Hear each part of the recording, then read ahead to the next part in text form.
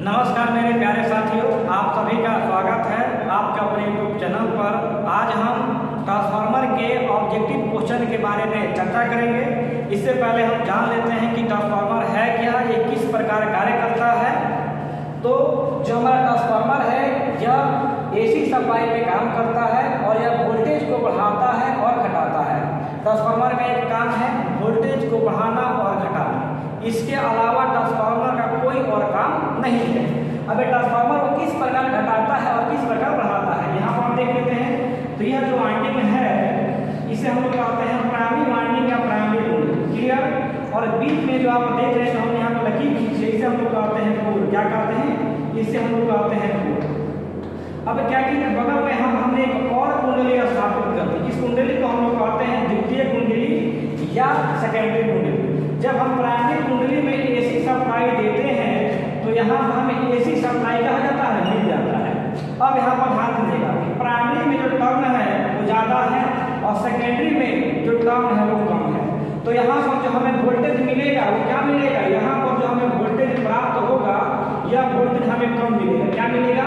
कम मिलेगा। और इस ट्रांसफार्मर को हम लोग कहेंगे स्टेप डाउन ट्रांसफार्मर। क्या कहेंगे? Step down transformer. क्यों? क्योंकि इस ट्रांसफार्मर के द्वारा वोल्टेज को घटाया जाएगा। तो जिस ट्रांसफार्मर के द्वारा वोल्टेज को घटाया जाता है उसे हम लोग कहते हैं स्टेप डाउन, और जिसके द्वारा बढ़ाया जाता है उसे हम लोग कहते हैं स्टेप अप। अब जैसे एग्जाम्पल के तौर पे इस कुंडली को हम मान लेते हैं कि प्राइमरी हो गया, इसे मान लेते हैं सेकेंडरी हो गया। यानी हम यहाँ पर सप्लाई इन करेंगे और यहाँ से हम सप्लाई क्या करेंगे, आउट करेंगे। तो यहाँ पे टर्नों की संख्या कम है और यहाँ पर टर्नों की संख्या ज़्यादा है। तो यहाँ पर जो हमें वोल्टेज का जो मान प्राप्त होगा वह वोल्टेज का मान हमको अधिक मिलेगा। क्या मिलेगा? अधिक मिलेगा। और इस प्रकार के ट्रांसफार्मर को हम लोग कहेंगे स्टेप अप। तो ट्रांसफार्मर जो है वोल्टेज को घटाता है और बढ़ाता है। अब यह काम कैसे करता है? तो जो हमारा ट्रांसफार्मर है यह इंडक्शन के सिद्धांत पे काम करता है। किसके सिद्धांत पे काम करता है? इंडक्शन के सिद्धांत पे काम करता है। जैसा कि आप जानते हैं किसी भी तार में जब विद्युत धारा का प्रवाह कराया जाता है, क्या कराता है? विद्युत धारा का प्रवाह कराया जाता है तो तार के चारों तरफ चुंबकीय बल रेखाएं क्या होती हैं? घूमने लगती हैं। क्या कर लगते हैं? घूमने लगते हैं। चुंबकीय बल रेखाएं निकलना चालू हो जाती है। तो सेम कंडीशन यहाँ भी है। यहाँ भी हम क्या करते हैं, एसी सप्लाई देते हैं तो क्या होगा, इस वाइंडिंग से चुंबकीय बल रेखाएं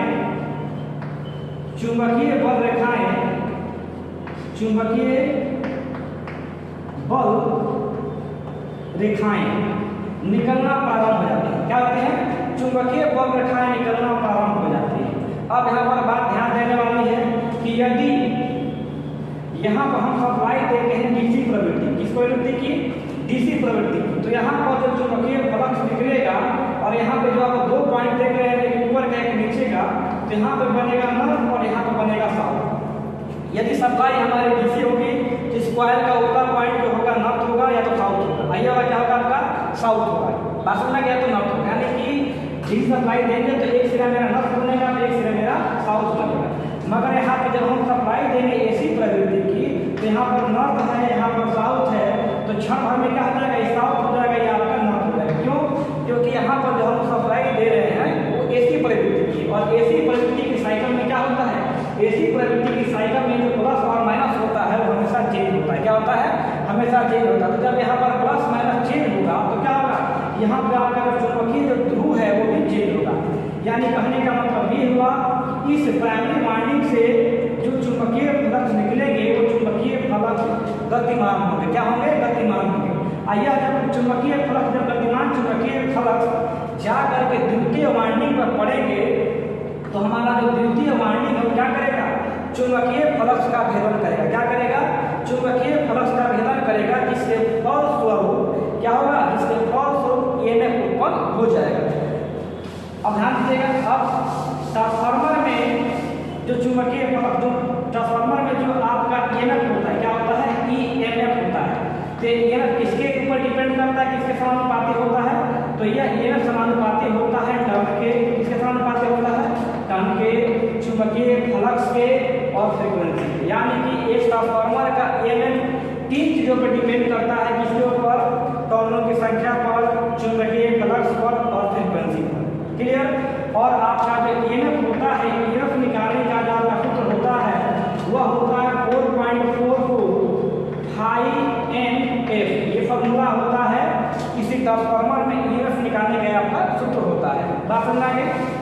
अब हम चलते हैं अपने आज के पहले क्वेश्चन की तरफ। आज का हमारा पहला क्वेश्चन है कि कोर निर्माण के लिए ऐसा इस्पात चुना जाता है। कोर निर्माण के लिए ऐसा इस्पात चुना जाता है, जैसा कि हमने आपको यहाँ पर बताया है कि यह जो वाइंडिंग हमें इसे हम लोग कहते हैं प्राइमरी वाइंडिंग, और बीच में ये जो हम पट्टी दिखा रहे हैं ये जो लाइन है इसे हम लोग कहते हैं कोर। क्या कहते हैं? इसे हम लोग कहते हैं कोर। इसे हम लोग कहते हैं कोर। तो यह जो कोर होगा यह किस इस्पात का होगा, किस धातु का होगा? बात सुना गई। तो यहाँ पर जो हम लोग कोर यूज करते हैं वो किस प्रकार का होना चाहिए? तो यहाँ पर कोर इस टाइप का होना चाहिए जिसकी चुंबकशीलता क्या होना चाहिए? चुंबकशीलता, चुंबकशीलता, चुंबकशीलता एवं क्या चीज? चुंबकशीलता एवं हिस्टेरिसिस। हिस्टेरिसिस जो लॉस हो क्या हो? कम हो, यानी कि चुंबकशीलता उच्च होनी चाहिए और आपका हिस्टेरिसिस लॉस कम होना चाहिए। चुंबकशीलता उच्च होने का मतलब यह है कि यहाँ पर जो हम लोहे का जो कोर लगाएंगे, यानी कि यहाँ पर जो हम लोग सिलिकॉन स्टील की जो पत्ती लगाएंगे इसकी चुंबकशीलता क्या होगी? ज़्यादा होगी, और जो आपका हिस्टेरिसिस जो छाती होता है वो क्या होना चाहिए? कम होना चाहिए। तो इस प्रकार का कोर हम लोग उपयोग करते हैं। अब चर्चा कर लेते हैं कि हिस्टेरिसिस लॉस का मतलब क्या होता है। हिस्टेरिसिस लॉस का मतलब क्या होता है? तो हम एग्जाम्पल ले लेते हैं कि हमारे पास यह क्या हो गया? हमारे पास एक लोहे का टुकड़ा हो गया। इस लोहे के टुकड़े के ऊपर हमने क्या किया? हमने तार को लपेट दिया, और तार को लपेट कर जब यहाँ पर हम किसी प्रवृत्ति की सप्लाई देते हैं तो यह लोहा का टुकड़ा क्या होता है? चुंबक बन जाता है। क्या बन जाता है? चुंबक बन जाता है। और इस प्रकार के चुंबक को हम लोग कहते हैं विद्युत चुंबक। क्या कहते हैं? विद्युत चुंबक कहते हैं। जैसे ही हम यहाँ पर क्या करते हैं? सप्लाई को ब्रेक करते हैं। सप्लाई को ब्रेक करने के बाद इसमें जो चुंबक का जो गुण होता है वो काफी हद तक खत्म हो जाता है। क्या होता है? काफी हद तक खत्म हो जाता है, थोड़ा बहुत गुण बच जाता है। जिस गुण को हम लोग कहते हैं क्या चीज? अवशेष चुंबक। अवशेष चुंबक हम लोग कहते हैं। क्या कहते हैं? अवशेष चुंबक कहते हैं या रिड्यूबल मैग्नेट कहते हैं। ध्यान दीजिएगा, ये लोहे का टुकड़ा हो गया, इस पे हमने कॉइल को लपेट करके डीसी सप्लाई दे दिए है, यह बनेगा आपका चुंबक, और इस चुंबक को हम लोग कहेंगे विद्युत चुंबक। सप्लाई हटाने के पश्चात इसमें से चुंबक का गुण खत्म हो जाएगा, किंतु थोड़ा बहुत चुंबक का गुण बच जाएगा, जिस चुंबक के गुण को हम लोग कहते हैं अवशेष चुंबक या रिड्यूबल मैग्नेट। पुनः जब इसमें हम लोग सप्लाई देंगे डीसी, क्या देंगे? पुनः जब इसमें हम सप्लाई देंगे डीसी तो इसमें का जो अवशेष चुंबक होगा क्या होगा? अवशेष चुंबक होगा। उस अवशेष चुंबक को पहले हमारी सप्लाई क्या करेगी? नष्ट करेगी, और नष्ट करने के बाद नया जो चुंबक है वो बनाएगी। तो ध्यान दीजिएगा, अवशेष चुंबक को खत्म करने के लिए, अवशेष चुंबक को खत्म करने के लिए जो सप्लाई की मात्रा बेकार खर्च हो गई उस मात्रा को हम लोग कहते हैं हिस्टेरिसिस लॉस। क्या कहते हैं? Hysteresis loss. तो अब आप जान गए कि मेरा क्या हो गया? मेरा ये कोर हो गया, और कोर में जो मात्रा है अवशेष चुंबक की उसे खत्म करने के लिए सप्लाई का जो मात्रा जो बेकार जो व्यर्थ हो गया उस मात्रा को हम लोग कहते हैं हिस्टेरिसिस क्षति। तो इसलिए हम कोई भी मोटर का निर्माण करते हैं या ट्रांसफार्मर का निर्माण करते हैं तो उसमें हम सदैव इस बात का ध्यान रखते हैं कि जो मेटल हम यहाँ पर प्रयोग करें, जो हम यहाँ पर इस्पात का प्रयोग करें, उसकी हिस्टेरिसिस क्षति क्या हो? कम से कम। क्या हो? हिस्टेरिसिस क्षति कम से कम हो, और उसकी जो चुंबकशीलता हो क्या हो? उच्च हो। तो मेरा राइट आंसर कौन सा हो जाएगा? मेरा राइट आंसर हो जाएगा उच्च चुंबकशीलता तथा निम्न हिस्टेरिसिस क्षति। अगला हमारा क्वेश्चन दिया है कि आदर्श ट्रांसफार्मर में शून्य लोड पर प्राथमिक कुंडली की धारा IP डैश होती है। अब ध्यान दीजिएगा, हमारा जो अगला क्वेश्चन है तो इस क्वेश्चन में कहा गया है आदर्श ट्रांसफार्मर। क्या कहा गया है? आदर्श ट्रांसफार्मर। तो आदर्श ट्रांसफार्मर का मतलब होता है कि जिस ट्रांसफार्मर की दक्षता 95%, कितनी परसेंट? 95% जिस ट्रांसफार्मर की दक्षता होगी 95 या 97%, जिस ट्रांसफार्मर की दक्षता 95 या 70%, या यूँ कहें कि 100% किसी की होती नहीं है। किसी भी ट्रांसफार्मर की दक्षता 100% तो होगी नहीं, 95 या 97%। तो जिस ट्रांसफार्मर की दक्षता 95 या 97% होती है उस ट्रांसफार्मर को हम लोग कहते हैं आदर्श ट्रांसफार्मर। आदर्श ट्रांसफार्मर का मतलब होता है कि उस ट्रांसफार्मर में जो क्षति होगी वह 9 के बराबर होगी। किसके बराबर होगी? 9 के बराबर होगी। तो हमने यहाँ पर ट्रांसफार्मर ले लिया, बात समझ में आ गई। यह मेरा हो गया प्राइमरी वाइंडिंग, यहाँ पर हो गया मेरा सेकेंडरी वाइंडिंग।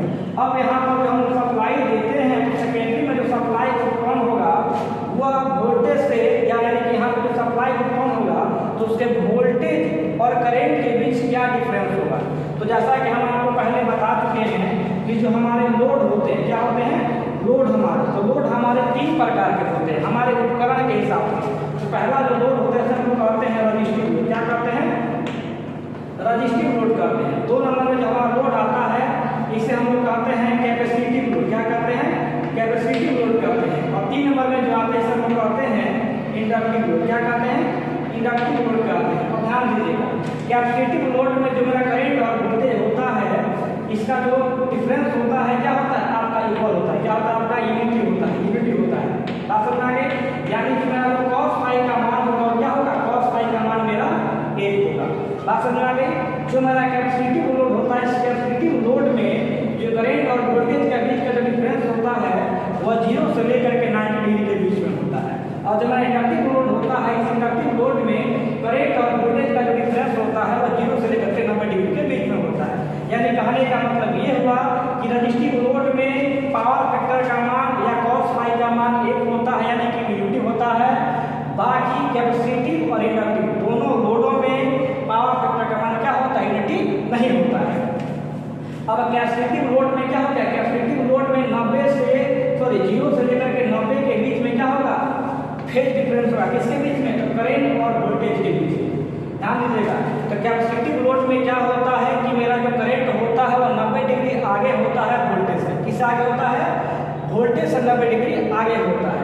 और इंडक्टिव लोड का मतलब होता है क्वाइल। क्या होता है, क्वाइल।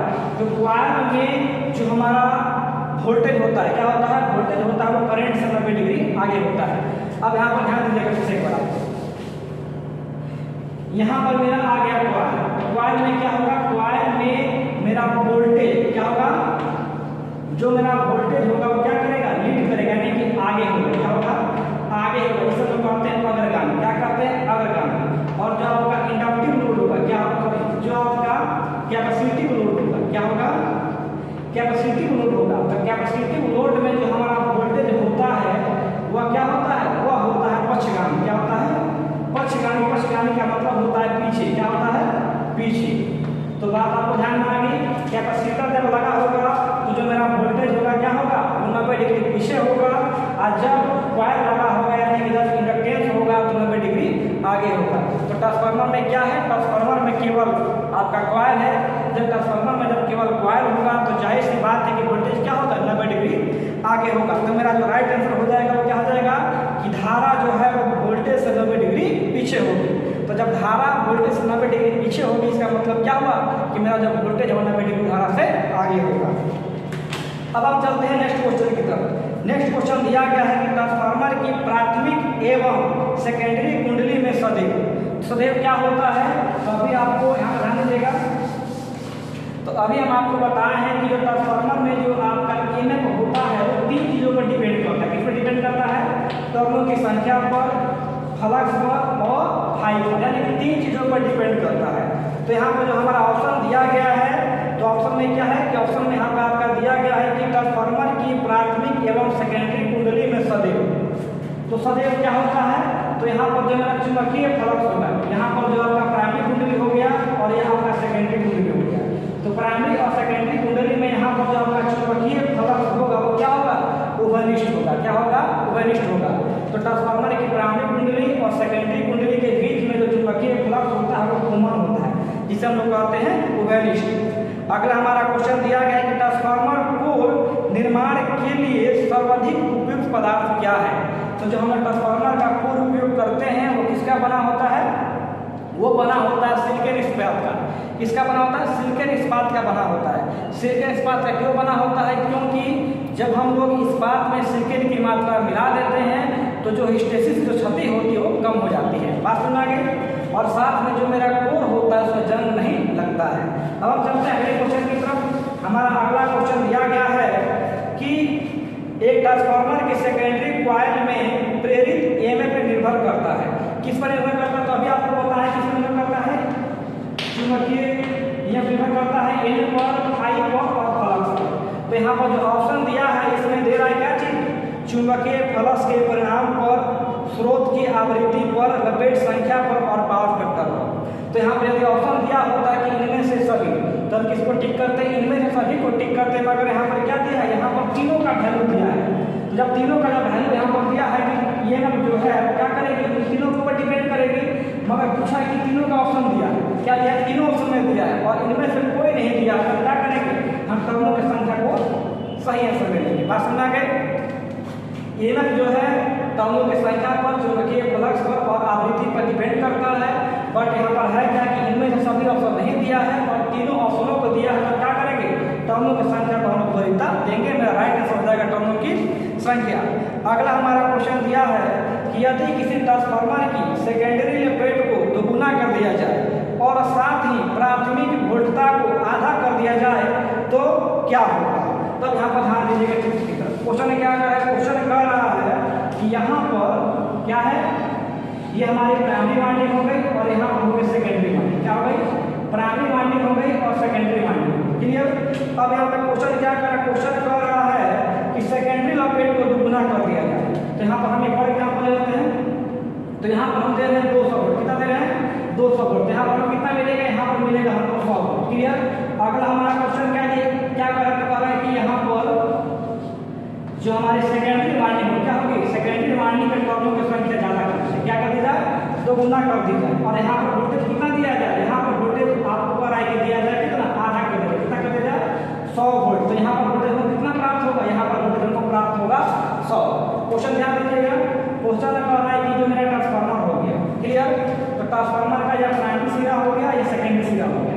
यहाँ पर हम 220 देते हैं तो हमको 100 वोल्ट मिलता है। अब क्वेश्चन कर रहा है कि यहाँ पर टर्मों की जो संख्या है हमने बढ़ा दी है, क्या करते हैं, टर्मों की संख्या बढ़ा करके हमने दोगुना कर दी है। और यहाँ पर जो हम वोल्टेज दे रहे थे 200, वहाँ पर हमने वोल्टेज का वैल्यू कितना कर दिया है, 100 कर दिया है। तो यहाँ जो हमको वोल्टेज प्राप्त होगा क्या होगा, 100 वोल्ट का होगा, क्योंकि यहाँ पर हमने घटाया तो यहाँ पर हमने बढ़ाया। तो मेरा राइट आंसर कौन सा हो जाएगा, हमारा राइट आंसर हो जाएगा कि जो हमारा वोल्टेज होगा वो क्या रहेगा, पूर्वोत्तर रहेगा, यानी कि पहले जो वोल्टेज का जो मान था वही वोल्टेज का मान रहेगा। क्लियर। अब हम चलते हैं अगले क्वेश्चन की तरफ। अगला क्वेश्चन दिया गया है कि एम्पलीफायर की तुलना में ट्रांसफार्मर, तो जो हमारा ट्रांसफार्मर होता है क्या करता है, केवल वोल्टेज को बढ़ाता है और घटाता है, जबकि एम्पलीफायर होता है वो क्या करता है, पावर को बढ़ाता है, यानी कि जितना हम इनपुट देते हैं उससे ज़्यादा हमको आउटपुट वह देता है। जहाँ पर मेरा आंसर क्या हो जाएगा कि एम्पलीफायर की तुलना में जो मेरा ट्रांसफार्मर होगा आउटपुट शक्ति को नहीं बढ़ाता है। बात समझ आ गई। एम्पलीफायर क्या करता है, आउटपुट शक्ति को बढ़ाता है, जबकि मेरा ट्रांसफार्मर जो है आउटपुट शक्ति को नहीं बढ़ाता है, केवल वोल्टेज को बढ़ाता है। अगला क्वेश्चन दिया गया है कि ट्रांसफार्मर का उपयोग डैश के परिणाम को परिवर्तित करने के लिए किया जाता है। तो ट्रांसफार्मर का जो उपयोग है हम लोग किसके लिए करते हैं, वोल्टेज को बढ़ाने के लिए और घटाने के लिए। तुम्हारा राइट आंसर हो जाएगा यहाँ पर वोल्टेज। अगला क्वेश्चन दिया है कि शून्य लोड अवस्था में आदर्श ट्रांसफार्मर को प्रदान की गई प्राथमिक वोल्टेज डैश के द्वारा संतुलित की जाएगी। तो आदर्श ट्रांसफार्मर का मतलब होता है कि जिस ट्रांसफार्मर में क्षति क्या हो, नगण्य हो, यानी कि 9 के बराबर हो, तो उस ट्रांसफार्मर में जो मेरा प्राइमरी वोल्टेज होगा उसे संतुलित कौन करेगा, तो संतुलित करेगा मेरा सेकेंडरी कॉइल। कौन करेगा, सेकेंडरी कॉइल जो है उसे संतुलित करेगा। अगला हमारा क्वेश्चन दिया गया है कि ट्रांसफार्मर के प्रतितापन के लिए क्या कारण हो सकता है, यानी हमारे पास कोई ट्रांसफार्मर है और वह अधिक गर्म हो जा रही है, तो जब ट्रांसफार्मर गर्म हो जाएगा तो उसका कारण क्या है। तो यहाँ पर कई सारे ऑप्शन दिए हैं। एक नंबर ऑप्शन जो दिया है उच्च परिवेशिता तापमान, यानी कि जो हमारा ट्रांसफार्मर है वहाँ पर जो टेम्परेचर जो जा रहा है वो क्या है, अधिक है, तो उससे हो सकता है कि ट्रांसफार्मर गर्म हो जाए। 2 नंबर में दिया है कि निम्न वोल्टेज पर, यानी कि हमारा जो ट्रांसफार्मर है उसके प्राइमरी वाइंडिंग में हम लोग निम्न वोल्टेज देंगे, ट्रांसफार्मर क्या होगा, ट्रांसफार्मर मेरा गर्म हो जाएगा। और 4 नंबर में दिया गया है अत्यधिक भार। तो मेरा राइट आंसर क्या हो जाएगा, अत्यधिक भार। जब हम लोग किसी मोटर पर या किसी ट्रांसफार्मर पर उसकी क्षमता से अधिक लोड देते हैं तो वह ट्रांसफार्मर या वह मोटर क्या हो जाएगा, गर्म हो जाएगा। क्या हो जाएगा, गर्म हो जाएगा। तो मेरा राइट आंसर हो जाएगा कौन सा, अत्यधिक भार। अगला हमारा क्वेश्चन दिया है कि किस प्रकार के ट्रांसफार्मर में ओमिक प्रतिरोध और चुंबकीय लीकेज क्या होता है, शून्य होता है, यानी कम होता है। तो ध्यान दीजिएगा, अभी आपको बताए हैं कि जो मेरा आदर्श ट्रांसफार्मर होता है, कौन ट्रांसफार्मर, आदर्श ट्रांसफार्मर होता है। तो इस आदर्श ट्रांसफार्मर में जो ओमिक प्रतिरोध यानी कि जो आंतरिक जो रेजिस्टेंस होता है, आंतरिक जो क्षति होती है और जो आंतरिक चुंबकीय लीकेज होता है ये 9 के बराबर होता है। बात समझ आ गई। तो राइट आंसर हो जाएगा मेरा आदर्श ट्रांसफार्मर।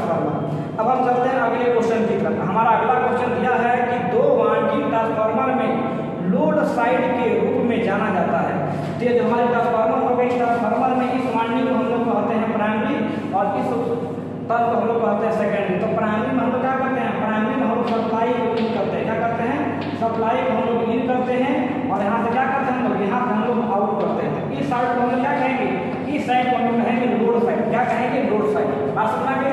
और सेकेंडरी को हम लोग कहते हैं माध्यमिक कुंडली, क्या कहते हैं, माध्यमिक कुंडली या माध्यमिक पक्ष। तो आपका राइट आंसर कौन सा हो जाएगा, माध्यमिक पक्ष। अगला हमारा क्वेश्चन दिया है कि परिभाषा के अनुसार अपचायक ट्रांसफार्मर हुआ है जिसकी सेकेंडरी कॉइल क्या थी। अब ध्यान दीजिएगा, यहाँ पर दिया गया है अपचायक, क्या दिया गया है, अपचायक। तो यहाँ पर ध्यान दीजिएगा, ये आपका हो गया प्राइमरी कॉइल, यहाँ पर आपका हो गया सेकेंडरी कॉइल, क्लियर। अब यहाँ पर क्या किया, यहाँ पर हमने कर दिया है टर्न कम और यहाँ पर कर दिया है टर्न ज़्यादा।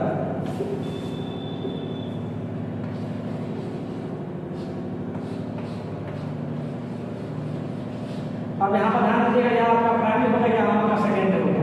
दोनों में अंतर क्या है, दोनों में अंतर यह है कि ऊपर वाले में यहाँ पर टर्नों की संख्या ज़्यादा है और यहाँ पर टर्नों की संख्या कम है।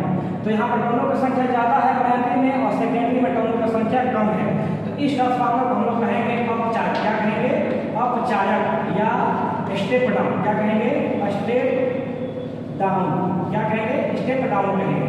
और यहाँ पर क्या है, तो यहाँ पर जो हमारी प्राइमरी कुंडली है इसकी टर्नों की संख्या क्या है, कम है और सेकेंडरी कुंडली की टर्नों की संख्या ज़्यादा है।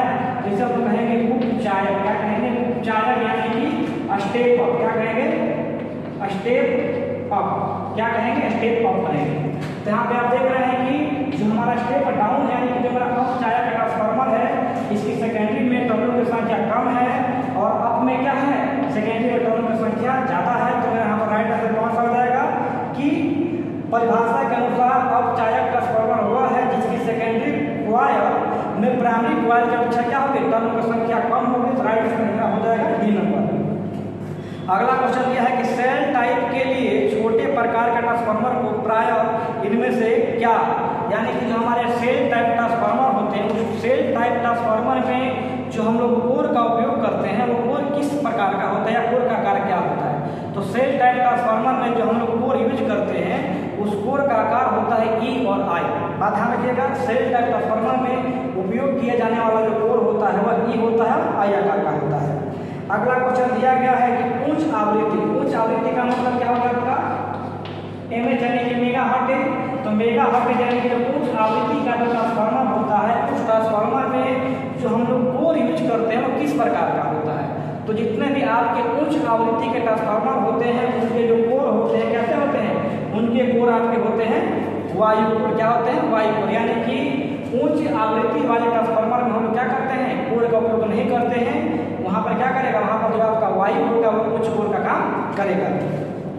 अब हम चलते हैं अगले क्वेश्चन की तरफ।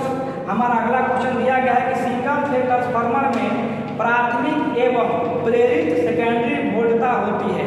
तो जो हमारा ट्रांसफार्मर होता है इस ट्रांसफार्मर में जो मेरा प्राइमरी वाइंडिंग हो गया और या मेरा सेकेंडरी वाइंडिंग हो गया, दोनों में जो वोल्टता जो उत्पन्न होगी सेकेंडरी वाले में इसका जो डिफरेंस है कितना होगा, एक दूसरे से 180 डिग्री का डिफरेंस होता है। कितना होता है, एक दूसरे से 180 डिग्री के डिफरेंस पे होगा।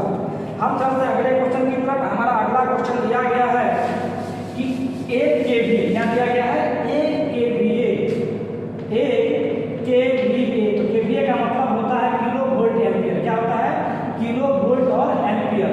तो 1 kVA का ट्रांसफार्मर है जिसकी प्राइमरी वोल्टेज का मान दिया गया है आपका 240 वोल्ट और सेकेंडरी वोल्टेज का मान दिया गया है 120।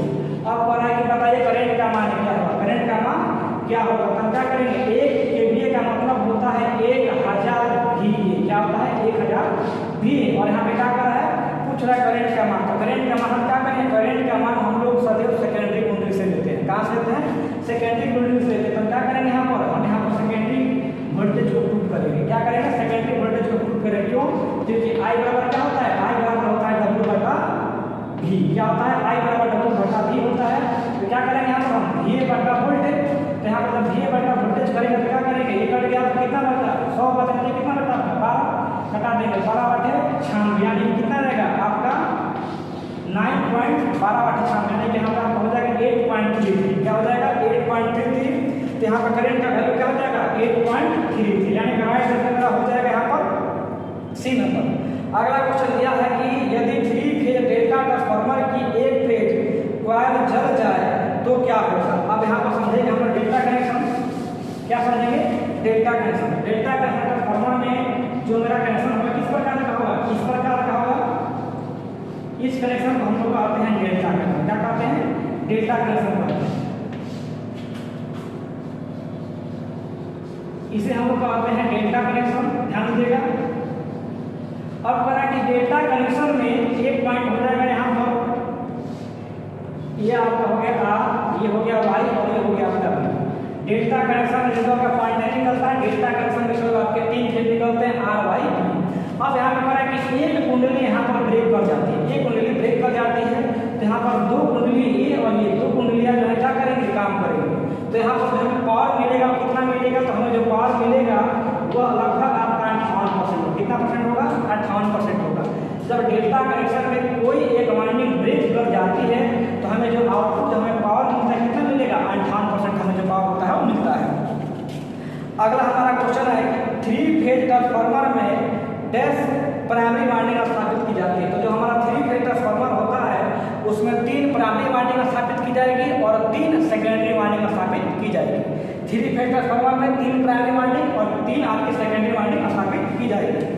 अगला हमारा क्वेश्चन है कि ऑटो ट्रांसफार्मर डैश प्रयोग किए जाते हैं। तो जो हमारा ऑटो ट्रांसफार्मर होता है वो ऑटोमोबाइल में अधिक प्रयोग किए जाते हैं। हमारा अगला क्वेश्चन है कि जब प्राथमिक और माध्यमिक वोल्टेज एक ही वाइंडिंग से प्राप्त होती है तो उस ट्रांसफार्मर को क्या कहते हैं? यहाँ पर ध्यान दीजिएगा। क्वेश्चन कर रहा है कि यहाँ पर हमारा जो वाइंडिंग है यह एक ही है।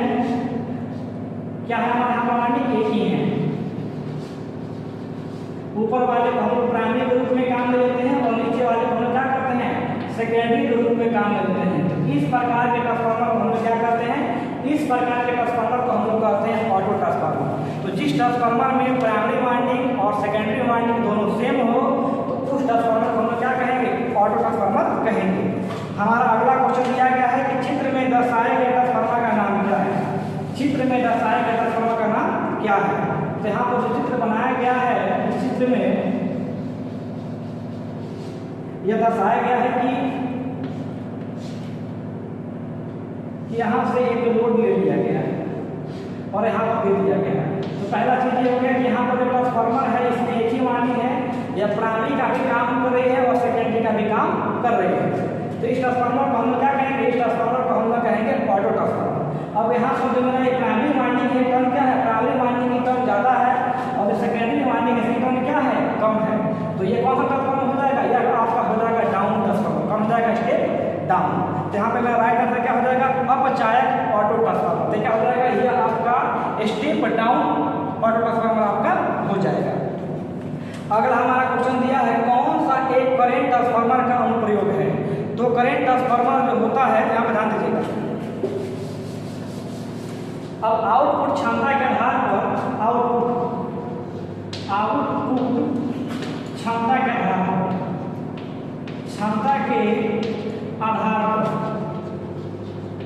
जो ट्रांसफार्मर होते हैं 2 प्रकार के होते हैं। एक होता है ऑटो ट्रांसफार्मर और 2 नंबर में जो आपका आता है इसका होते हैं इंस्ट्रूमेंट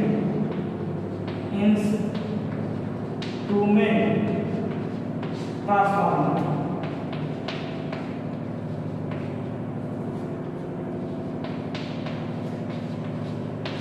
तो जो हमारा आउटपुट क्षमता के आधार पर जो ट्रांसफार्मर होते हैं 2 प्रकार के होते हैं, ऑटो ट्रांसफार्मर और इंस्ट्रूमेंट ट्रांसफार्मर। तो जो हमारा इंस्ट्रूमेंट ट्रांसफार्मर होता है 2 प्रकार का होता है। एक होता है सीटी और एक होता है आपका पीटी। तो पीटी को हम लोग कहते हैं पोटेंशियल ट्रांसफार्मर और सीटी को हम लोग कहते हैं करंट ट्रांसफार्मर। तो आउटपुट क्षमता के आधार पर 2 प्रकार के ट्रांसफार्मर हो गए, ऑटो ट्रांसफार्मर और एक आपका हो गया इंस्ट्रूमेंट ट्रांसफार्मर। इंस्ट्रूमेंट ट्रांसफार्मर आपका 2 प्रकार का हो जाएगा, सीटी और पीटी। सीटी का मतलब होता है करंट ट्रांसफार्मर और पीटी का मतलब होता है पोटेंशियल या विभव ट्रांसफार्मर। तो जो हमारा सीटी ट्रांसफार्मर होता है इस सीटी ट्रांसफार्मर के द्वारा हम क्या करते हैं? वोल्टेज को मापते हैं। क्या करते हैं हम लोग? वोल्टेज को हम लोग सीटी ट्रांसफार्मर के द्वारा क्या करते हैं? सीटी ट्रांसफार्मर के द्वारा हम लोग करंट को मापते हैं और पीटी ट्रांसफार्मर के द्वारा हम लोग वोल्टेज को मापते हैं। आज का क्लास यहीं पर समाप्त करते हैं और कल जो होगा इसके बाद हम जो क्वेश्चन है बाकी सॉल्व कराएंगे। यदि वीडियो आपको पसंद पड़े तो आप लाइक और शेयर जरूर कीजिएगा।